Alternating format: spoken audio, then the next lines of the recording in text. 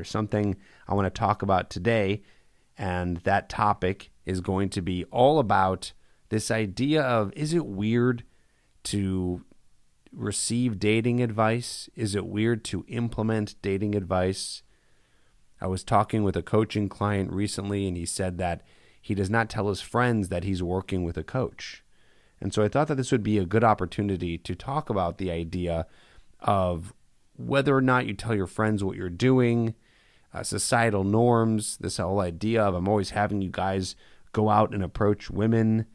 What is this all about? Is this normal? Is this strange? I mean, obviously, you probably know some of my answer already, but I want to go deeper into this today. This idea of how strange it might feel to be taking and implementing dating advice. So again, back to my client, who I do keep anonymous, keep all of my clients anonymous, so nothing could get back to them. But he said to me that he does not tell his friends what he's doing.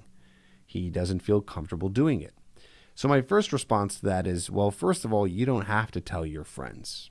You don't have to tell anyone what you're doing. I know that when I was going out and learning all this stuff and reading up on things and watching videos in my early 20s, mid-20s, when I was learning this stuff, I wasn't telling anyone that I was doing it. Well, maybe a few people, but I could have told a lot more. But no, I just kept it to myself. So this is no means in any way trying to get you to feel comfortable telling people what you're doing. But he did tell me that he told one person and they had this strange reaction to it. So I kind of want to speak to that. So again, I'm not telling you to go out and tell your friends what you're doing. You don't have to do that. You don't have to tell your friends what you're up to, what you're doing. Not because I think it's strange or weird. It's definitely offbeat, but because it's not something that, first of all, they need to know. And if you feel that they're going to give you a bad reaction, you're going to be in trouble. I don't mean trouble like legally. I mean in trouble like your mindset is going to start to question what you're doing. So you tell your friends, yeah, I'm going out, I'm doing approaches, I'm coaching, or I'm listening to this guy in this podcast, or I read a book, or whatever it may be. And they say, oh, that's weird. You might start to question yourself. Is that weird? Maybe they're right. Maybe I shouldn't be doing this, or whatever it may be. So that's one of the reasons I say you don't have to tell your friends. So yeah, that's my kind of conclusion here. Do whatever you want. I'm not saying don't, but it's not something that you have to do. And I want to speak to this idea of guys who do tell their friends and get this reaction that is sort of negative, where their friends are saying, oh, that's really strange. Like, why are you doing that? Why are you going out and approaching women? Why are you working with a coach?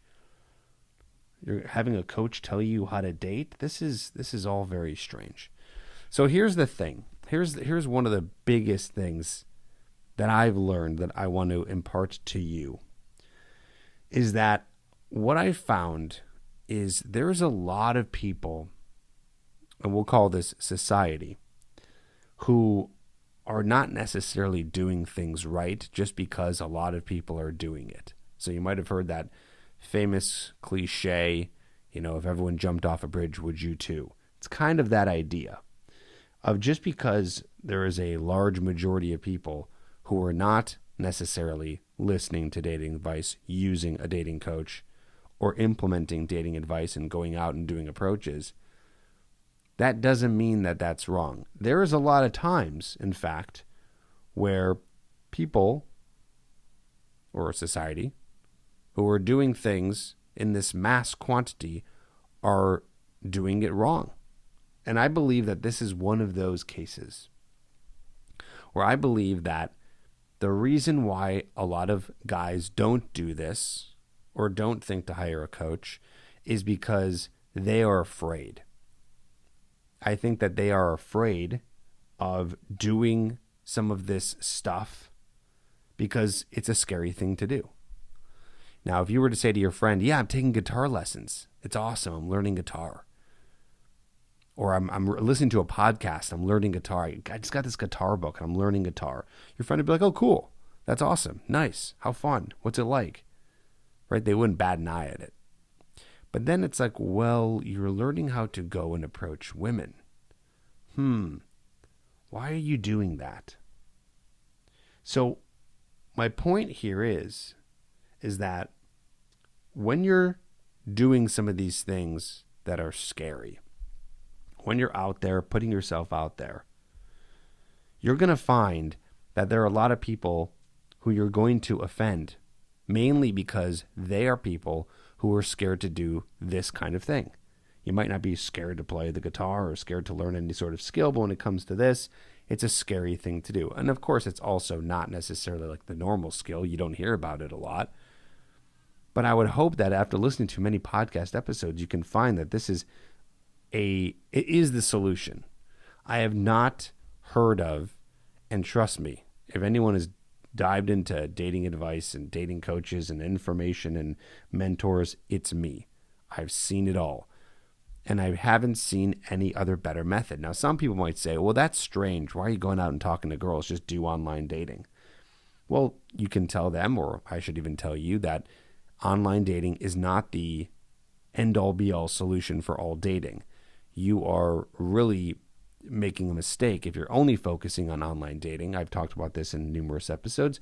One reason, because there are women who you're going to meet, or I should say there's women who you might not meet because they're not online, so you only have a certain amount of women who you can meet online. I did not meet my current girlfriend online. And also, it doesn't really train you to be that great with women. Hopefully you get a lot of first dates, but if you're only getting a first date here and there off of online, you're not really building the skill set of communication and flirting and all that stuff, are you? So that's why approaching is so important. So that is not the solution. The solution is not to just do online dating. That is not the way to go. And people who say, well, it's weird to go out there and approach, that's mainly because, well, of course I said because they're scared, and anything that's scary kind of threatens them in a way. Almost like, wow, that person's doing that. Almost like subconsciously they're thinking, oh, maybe I should be doing that, right? That's possible. But also people have been doing approaching. Online dating is only 20 years old. If that, I mean, well, I know it's 20 years old, maybe a little bit more, 22, 23, but when I say if that, it's like, well, when were people really going online and doing online dating where it was much more normal? We're talking like late 2000s. And then I would say it's became even more increasingly normal because of the dating apps in like 2012, 2013. So we're saying that dating apps and online dating is only like 8 years old in terms of what, normalcy. And so that means that other people were going out and they were approaching women. Of course, they had more opportunities because people would go out more and there would be opportunities to meet people because you couldn't meet people online. Nowadays, that might not be the case, although I think that there is a case against that too. But either way, my point here is that it's a lot easier to just succumb to the dating apps, right? So people aren't doing that as much. So it's a little bit more strange to put yourself out there. But you better believe, 30, 40 years ago, if you wanted to meet a girl, you better go out. You better go to the bars. You better go out and be conscious of the women around you so that you might have an opportunity to meet them. And these days, I don't think people are doing that as much. And so now society is kind of, changed in that sense.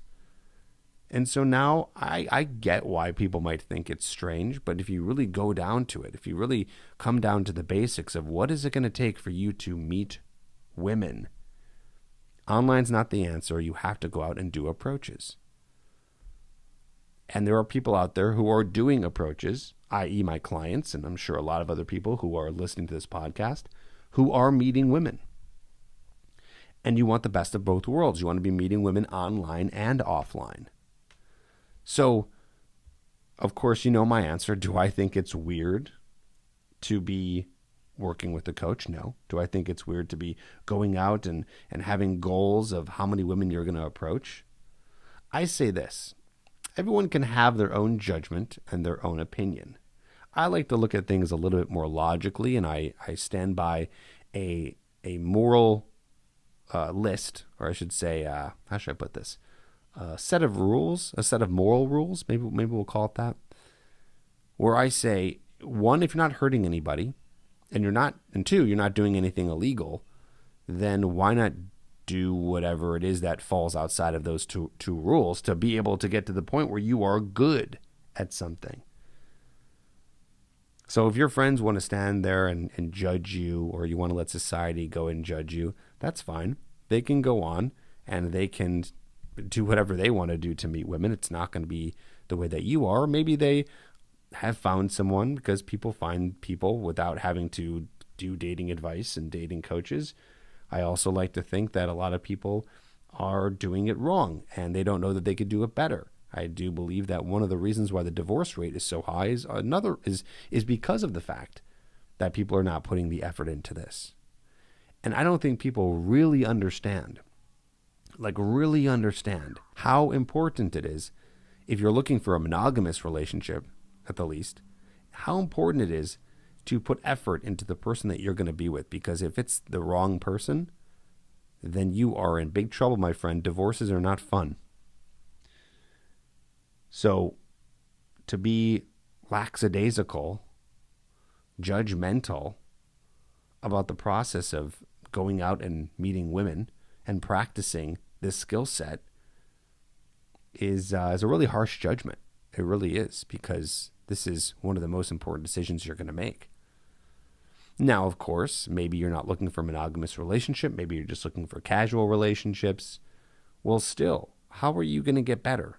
If you want to have a bunch of women that you're talking to, dating, sleeping with, you think it's just going to magically happen if you're a person who doesn't have it naturally? I think a lot of the people who don't understand are some of the naturals out there. But I even think that there are very few naturals. In fact, I do have a whole episode on the fact that I don't think actual naturals exist. I don't want to go into it here. But I will say that those people are having, I think it's a minority. I think most people, if not everyone in some degree, like I said, is not good with women. They are not good with women. They're not good with relationships. They're not good with pleasing a woman in the bedroom. They're not good at picking a partner. And they feel like they think it's weird to look stuff up or hire someone, or maybe they don't even know that's possible, although with the internet you can get any question you want answered. I just think that there's a difference in mindset. There's that fixed mindset and there's the growth mindset. I believe that everyone who's listening to this podcast right now, so you who is listening to this podcast right now, you have a growth mindset. That's right, you do. You have a growth mindset. It's not even an opinion, it's a fact, because you're listening to this episode. You're not listening to this for pure entertainment. You're listening because you want to learn something, right? So you are in growth mindset. And those other people who are judging you are in fixed mindset. And fixed mindset is a fast road to nowhere. Now, I don't want to be hypocritical and be a judgmental person myself here and judge them. That's not what this is about. This is not about attacking society. This is about helping you and helping you focus and stay on your path. So here's another really important point here that has to do with this episode and this topic. Stop caring and thinking about what other people are doing and how they're living their lives. I honestly do believe that most people are doing it wrong. I think that general society does not have the answers, so you need to look within and you need to ask yourself, what is it that you want? What is it that you desire? What is it that you're looking for?